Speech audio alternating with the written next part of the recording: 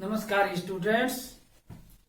आज हम अध्ययन करेंगे स्वदेशी विचारधारा।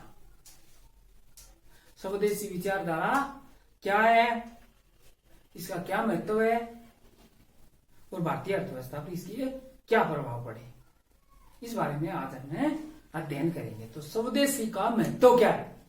सही अर्थों में स्वदेशी की भावना विश्व के सभी देशों में देखने को मिलती है। अमेरिका, चीन, जापान, कोरिया, सिंगापुर आदि सभी देश अपने उद्योगों को अनुचित विदेशी प्रतियोगिता से बचाते रहे हैं और उन्हें आवश्यक संरक्षण प्रदान किया है, प्रोटेक्शन प्रदान किया है। इसलिए स्वदेशी विचारधारा कोई नई विचारधारा नहीं है। अमेरिका ने अपने वस्तु उद्योग में श्रमिकों के रोजगार को संरक्षण प्रदान करने के लिए वस्त्रों के आयात को सीमित रखा, यानी यहां के उद्योग धंधे बचे रहे। भूतकाल में अमेरिका के कार उत्पादकों ने जापानी कारों के आयात का विरोध किया कि जापान की कारें अमेरिका में इंपोर्ट न हो।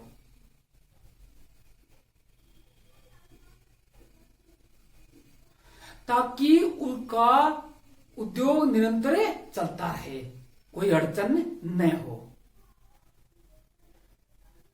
इसके लिए कि यह लघु उद्योग व उपक्रमों की रक्षा के लिए आवश्यक है। भारत को पूंजी गहन टेक्नोलॉजी के बजाय श्रम गहन टेक्नोलॉजी का उपयोग करना चाहिए। विदेशी कंपनियों के निवेश ज्यादातर बड़े पैमाने की उन्नत टेक्नोलॉजी के क्षेत्र में होते हैं। जो विदेशी, जैसे हमने नई आर्थिक नीति में पढ़ा था और इसके पहले और बाद में क्या है, बड़े पैमाने की उन्नत टेक्नोलॉजी का प्रयोग बड़े पैमाने पर बड़े उद्योगों में होता है, जिसका रोजगार का विस्तार कम होता है। जिससे क्या होता है, रोजगार का विस्तार कम होता है।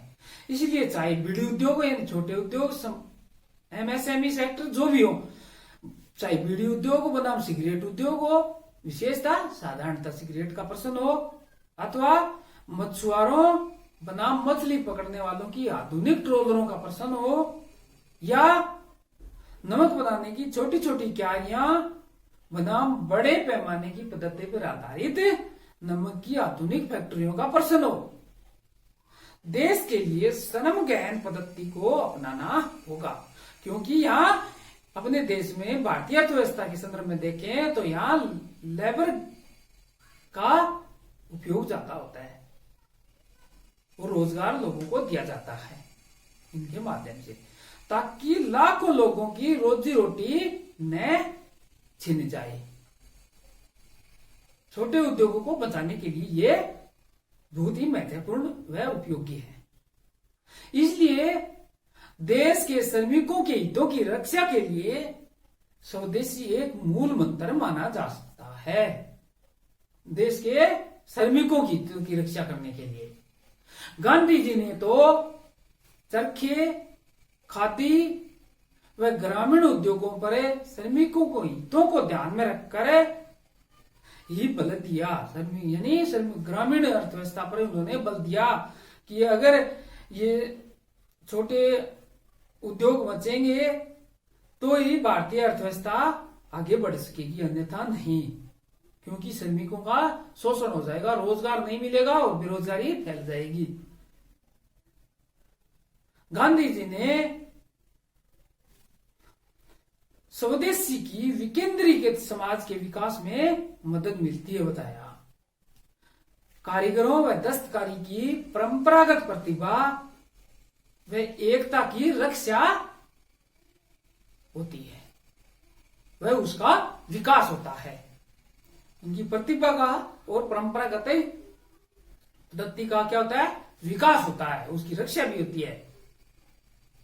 भारत के निर्यातों में आज भी प्रमुख योगदान भारत की दस्तकारी का माल ही दे रहा है, क्योंकि छोटे मोटे उद्योग जो गांव में चलते हैं वो बड़े उद्योगों से बचे हुए हैं और आज भी उनका विकास हो रहा है और निर्यात में प्रमुख योगदान है। स्वदेशी घरेलू व ग्रामीण उद्योगों का स्थान नहीं ले सकता। यानी आधुनिक उद्योग के लिए, भारत में बड़े पैमाने के आधुनिक उद्योग के लिए स्वदेशी की मूल भावना की रक्षा करना भारत के हित में माना जाएगा।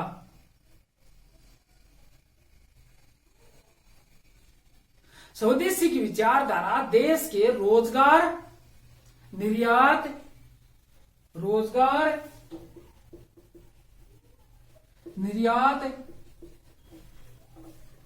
कारीगरों की परंपरागत दक्षता, राष्ट्रीय उत्पादन की वृद्धि तथा विकेंद्रित व स्वावलंबी समाज के लिए निर्माण में इनके लिए ये महत्वपूर्ण है।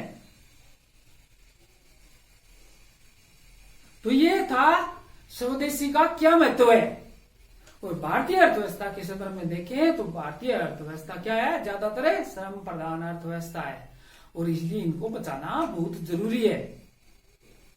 स्वदेशी के प्रचार के लिए कौन कौन से कदम उठाए गए हैं? तो कुछ लेखकों या विचारकों का मत है कि हमने आर्थिक सुधारों में जो क्रम रखा है वह बदल जाना चाहिए। हमने वैश्वीकरण को आंतरिक उदारीकरण व आधुनिकीकरण से पहले रखकर भूल की है। उदारीकरण व आधुनिकीकरण को रखकर भूल की है, क्योंकि इससे हमारी प्रगति रुक गई है। ये कुछ लेखकों का मानना है। आर्थिक सुधारों का उचित क्रम यह रखना चाहिए कि पहले आंतरिक उदारीकरण, जिसमें देश के उद्योग परस्पर प्रतिबंधों यानी परस्पर आर्थिक प्रतिस्पर्धी करते हैं, आपस में प्रतिस्पर्धी करते हैं देश में अंदर ही, और अपनी उत्पादकता बढ़ाते, माल की गुणवत्ता सुधारते और लागत कम करते, देश के अंदर ही अपनाना चाहिए। विदेशों से पहले इस प्रकार का उदारीकरण नहीं अपनाना चाहिए, ये कुछ लेखकों का मानना है। देश के अंदर ही पहले सुधार करना चाहिए।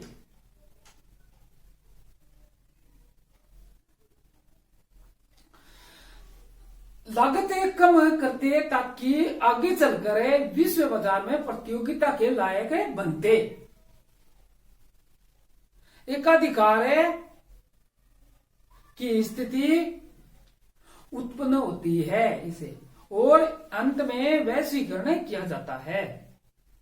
स्वदेशी विचारधारा के प्रचार के लिए भारतीय बनो, भारतीय माल खरीदो।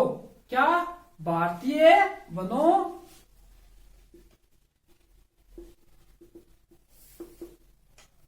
भारतीय माल खरीदो।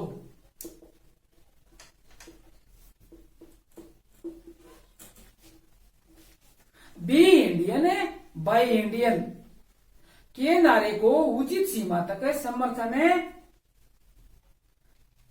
दिया जा सकता है, लेकिन इसका यह अर्थ नहीं है कि भारतीय उपभोक्ताओं को सदैव घटिया व निम्न श्रेणी का माल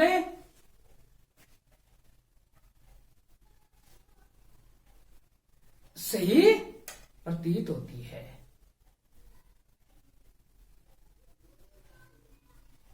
कंप्यूटर चिप्स हो या कंप्यूटर चिप्स हो, आलू चिप्स नहीं। अतः जटिल टेक्नोलॉजी के क्षेत्र में हमें विदेशी सहायता लेनी चाहिए, लेकिन आलू चिप्स, पापड़, भुजिया आदि में वह उपभोक्ता उद्योगों में स्वदेशी साधनों पर निर्भर रहना चाहिए। आज भी प्रधानमंत्री श्री नरेंद्र मोदी ने जो 12 मई 2020 को कोरोना काल में 20 लाख करोड़ का जो पैकेज दिया, उसमें आत्मनिर्भर भारत अभियान की घोषणा की 12 मई 2020 को। आत्मनिर्भर भारत अभियान है, सेल्फ इंडिया रिलायंस मूवमेंट है।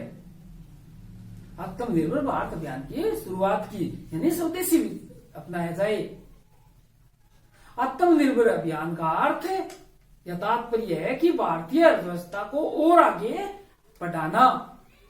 भारत की आर्थिक समृद्धि के साथ साथ वैश्विक अर्थव्यवस्था के विस्तार की बात भी मोदी जी ने अपने इस अभियान में की। अभियान का उद्देश्य क्या था? भारतीय अर्थव्यवस्था को, इंडियन इकोनॉमी को बंद अर्थव्यवस्था में या आत्म केंद्रित अर्थव्यवस्था में स्थानांतरण करना नहीं है। इस अभियान का वास्तविक तात्पर्य एक ऐसी अर्थव्यवस्था से है जो वैश्विक अर्थव्यवस्था में भारतीय अर्थव्यवस्था की भूमिका और बढ़ाए। यह आत्मनिर्भर भारत अभियान की स्वदेशी के संदर्भ में विचारधारा थी। सारांश के रूप में हमें कह सकते हैं कि बहुराष्ट्रीय कंपनियों व स्वदेशी के विवाद का सार यह है कि भारत को राष्ट्र हित में स्वदेशी के प्रौद्योगिक व प्रगतिशील स्वरूप को अवश्य अपनाना चाहिए, जिसमें माल की गुणवत्ता को बढ़ाए व टेक्नोलॉजी की उत्तमता को अपनाने का क्रम निरंतर जारी रहे। इसमें भारत को विश्व की महान आर्थिक शक्ति बनने का अवसर मिलेगा। यहाँ की टेक्नोलॉजी विकसित होगी और हम विश्व की प्रतियोगिता में पीछे नहीं रहेंगे। अतः स्वदेशी सहन करने की बजाय इसे स्वीकार करने की स्थिति के रूप में लाना होगा। क्या? सहन करने की बजाय स्वीकार करने की स्थिति में इसे लाना होगा। पहली वाली स्वदेशी की भावना तो गांधी जी के द्वारा प्रेरित थी। अब दूसरी स्वदेशी राष्ट्र को समर्पित करनी होगी और इसे आधुनिकता से पूरी तरह जोड़ना होगा। तो ये था हमारा स्वदेशी के संदर्भ में, स्वदेशी विचारधारा के संदर्भ में भारतीय अर्थव्यवस्था पर यानी इनके क्या महत्व है, क्या प्रभाव पड़ रहे हैं, तो हमें स्वदेशी अपनाना होगा। तो आज हमने स्वदेशी का अर्थ, स्वदेशी का महत्व और भारत में उठाए गए कदमों के बारे में अध्ययन किया। आपने अच्छी तरह सुना व समझा, इसके लिए आपको धन्यवाद।